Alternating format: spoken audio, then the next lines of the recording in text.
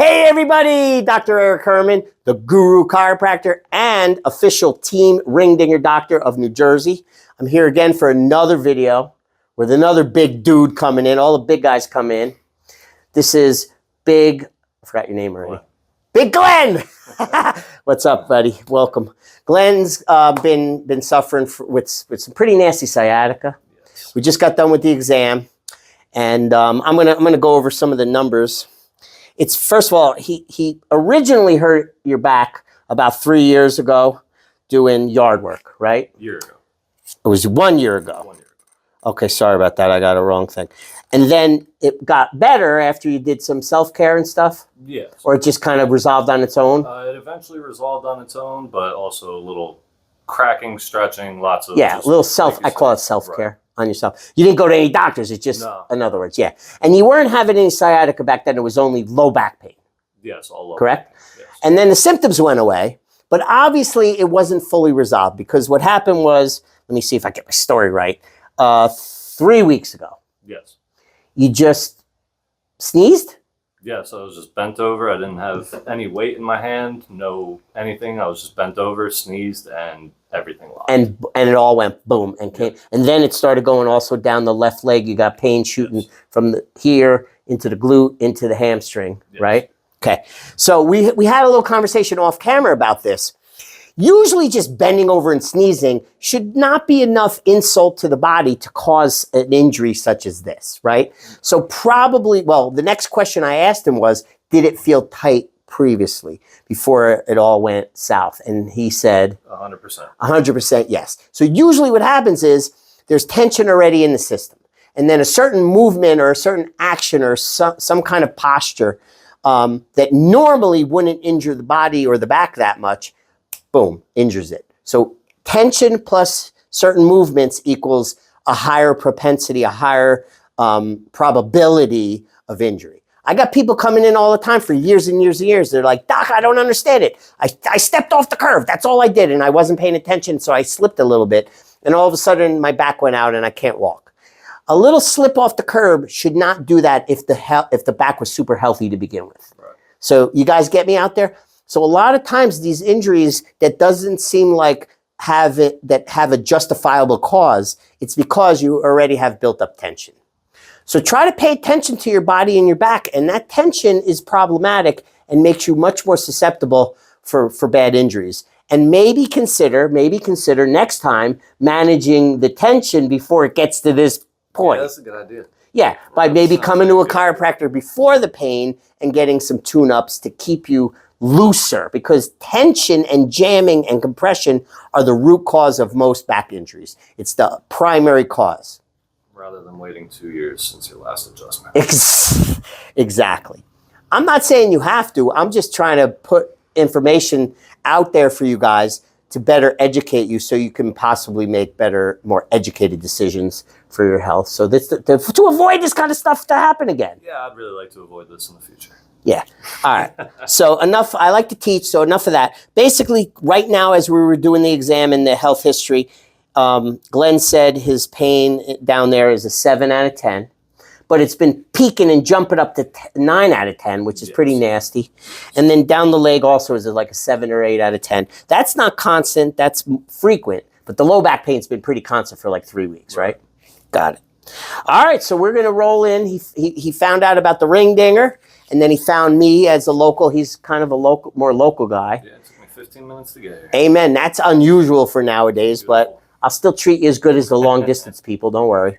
So we're going to roll into, we already did the exam. We're going to roll into a good ring dinger and full body adjustment. And hopefully he's going to be having some good relief afterwards. I'm going to do my best. Can't wait. You ready? Yes, sir. Face down on the table like you were before when we were doing the exam. I'm going to start by, like I do with everybody, I'm going to just loosen you up a little bit with the massager first, just to kind of warm up and loosen up some of the muscles. Your job, stay as relaxed as you can. And give me a heads up if something doesn't feel right, because I can't feel what you feel. And I don't know your body yet because you're a newbie. After we get this done, we're going right in the back room. We're going to get you set up on the ring dinger. We're going to decompress the heck out of your back. Hopefully that'll give you some good relief. But then we're going to do a full body adjustment, and we're really going to release this area. Sometimes it's immediate, and sometimes it's a little bit of a delayed improvement response. So hopefully you'll get some immediate relief, but I can't guarantee it.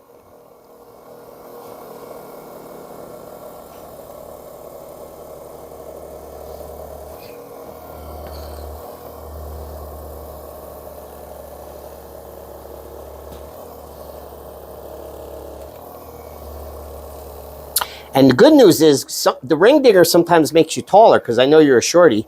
You're a short guy, and you could use some more height. The only thing I don't want. This way you'll be banging your head on the door jamb coming through the doors. Like the guy 2 weeks ago that was 7'3" that came here.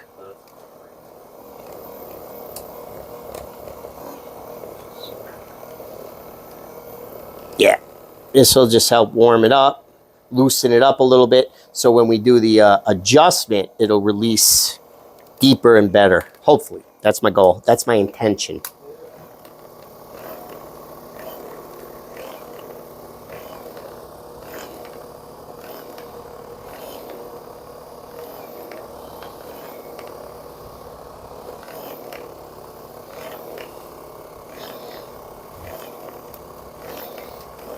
You said you just press on this and it gives you relief, right? Yeah, like that whole part right in there, that feels incredible. Yeah. So that was a good, I mean, I'm glad that that's happening, because that cues me in that this is definitely treatable. If I do it the right way, from a professional standpoint, it should even give you more relief.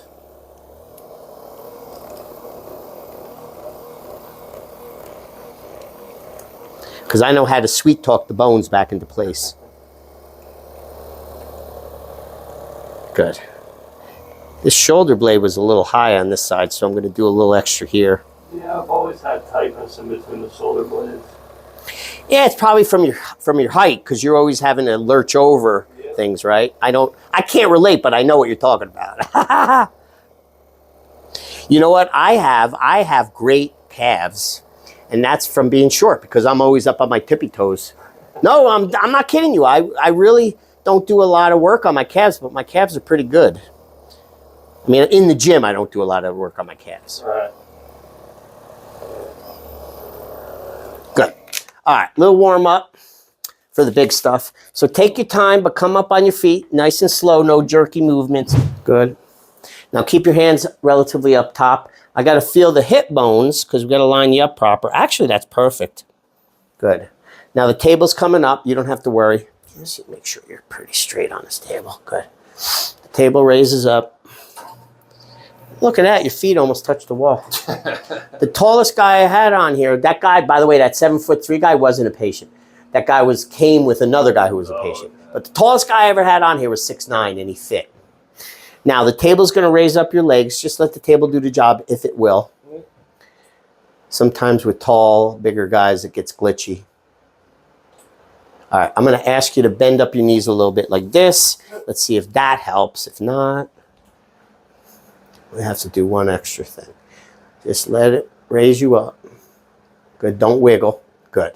Now, as you come up, it flattens your lower back and relaxes it and makes it easier to release. Does that give you any relief in that position? Yeah. Sometimes I recommend trying this position for people who are all jacked up and they can't get comfortable, because it does release a lot of tension in the lower back. Now, we got to pin you in pretty damn tight here above those hip bones. It's called the iliac crest. So when I pull your neck, your body stops short. That's what allows the full spine release from your skull down to the ring dinger. That's why Dr. Johnson calls it the ring dinger, because he's ringing the bell down there at the bottom. Oh, you ain't seen nothing yet, bro. Everybody says, like, it's tight in there. This is the set pin right here. Let me ask you a question. Can you go tighter? How about that? Yeah, you're good. Good man. Now let me have your hands back to me. This is just to make sure there's no slack before we do the real pull. Yeah, you're good. Relax down. Keep breathing if you're nervous. I get it. A lot of people. I'm nervous. I'm just excited. Oh, good. Now the towel goes around your neck, but really it grabs the back of your skull and your jaw because my hands are way too small to get a good enough grip just by themselves. So the towel gives me more grip for better strength of the pull.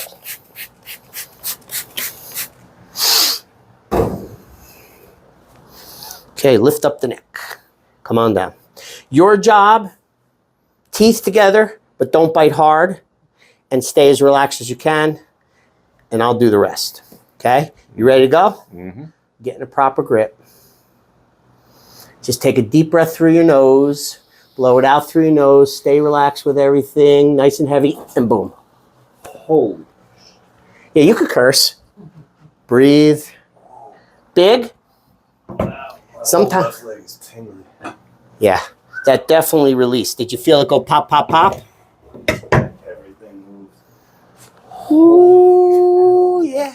Sometimes because it's irritated down there, and when we release it, it's got to move it, so it gives it a little irritation, but it's temporary.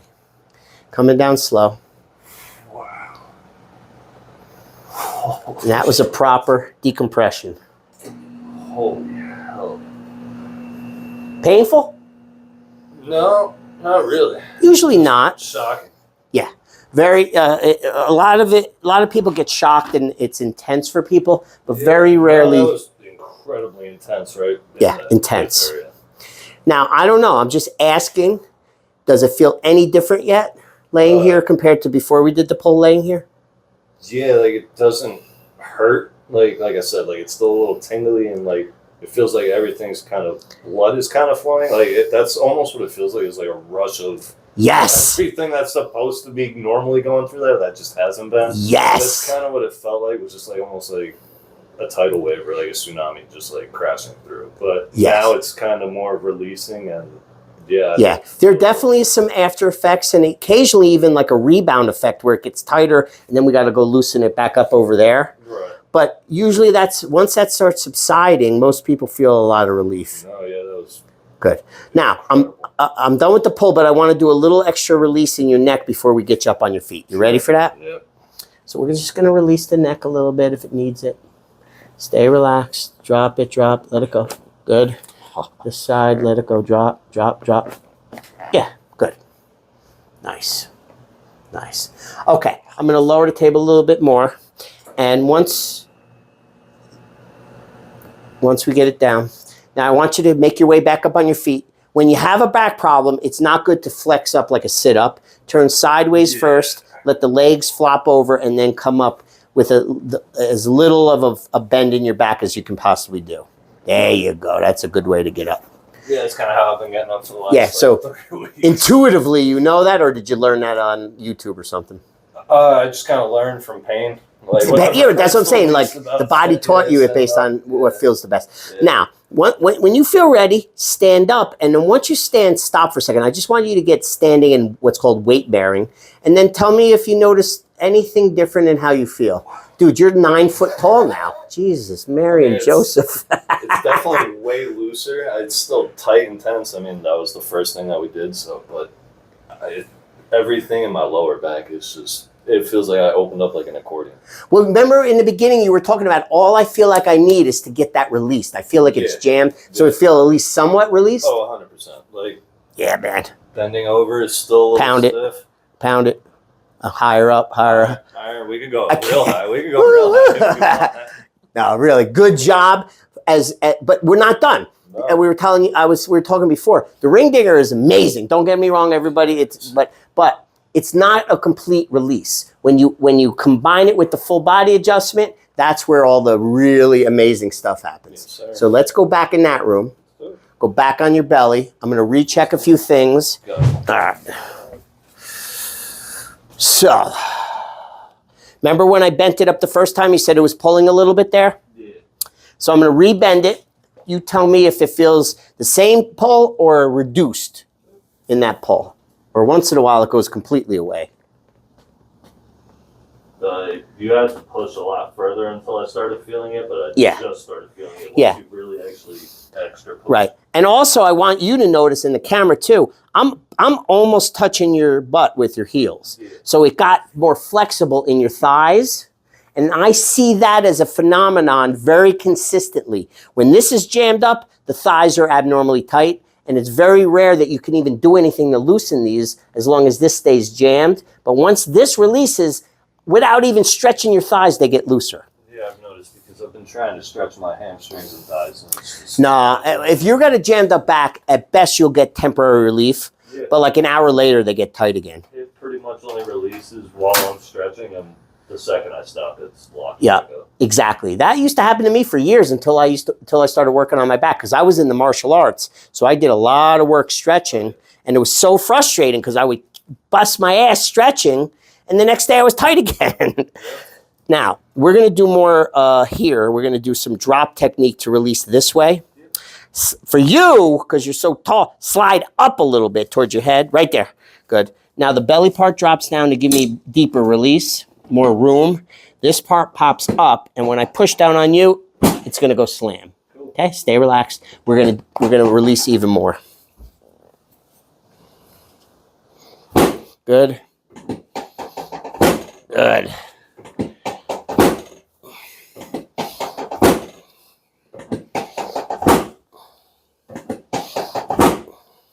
A little bit more emphasis on this left side, because this was the side that I really feel was the more problematic area.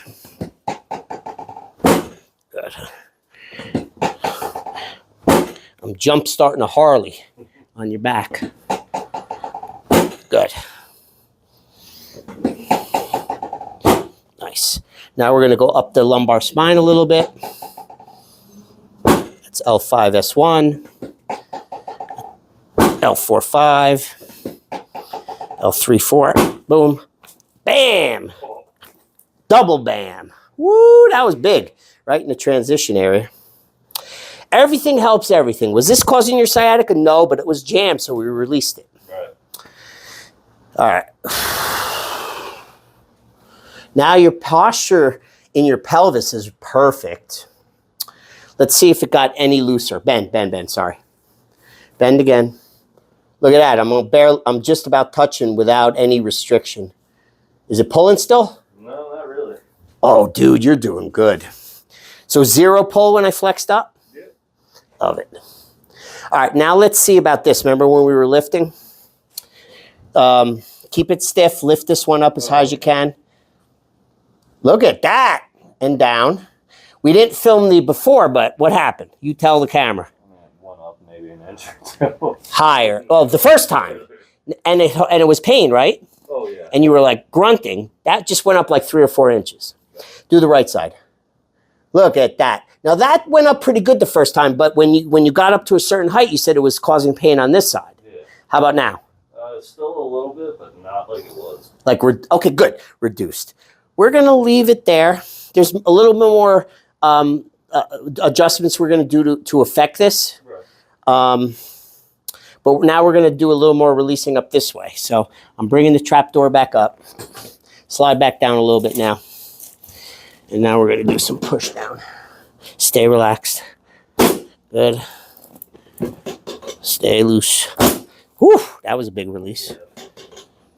Good. Now we're going to do a little bit more on this left shoulder blade because it's popped up a little higher. Good. Good. Nice. Okay. Ba-ba-da-ba. Well, that shoulder blade's not too high anymore, so hopefully that'll stay. I don't know for sure. Stretch sideways a little bit. Good. This is doing good. Excuse me. All right. Roll over on your back now. Face up. Now we're going to do a little bit in the shoulder blades. I'm sorry. In the collarbones in the front of the shoulders. Slide down a couple inches. Right there. Legs extended. All right. Bring your arms out like a T. We're going to do the collarbones. These are the AC joints. Make sure they're mobilized and freely moving. Good. Go this way. This is the SC joint. It's called sternoclavicular, where the clavicle, which is the collarbone, attaches to the sternum, which is the chest plate. Other one, back in the middle. I'm gonna do a little bit in the ribs.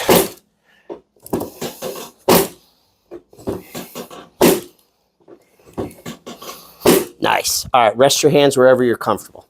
Slide up a little more towards your head. Good. Okay. Now we're gonna do a little tug at the knee. Should open up and mobilize the knee joint and maybe even release the hip and more in the lower back. All you gotta do is just give me a loose floppy leg. I'll do the rest. Drop it in my hands, loose and floppy. Let it go. Relax, drop. Nice. Yeah. Yeah. Good. Slide back up when you're ready. Yeah. That was a big release. Yeah.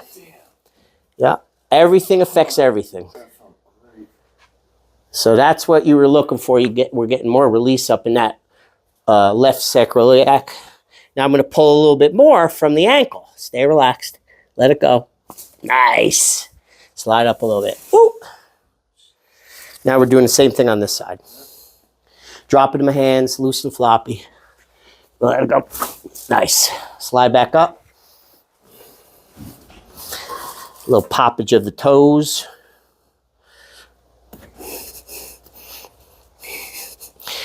Drop it in my hands. Stay relaxed. Relax. Good. Let it go. Let it go. Good. All right. Slide up. Coming down with the table.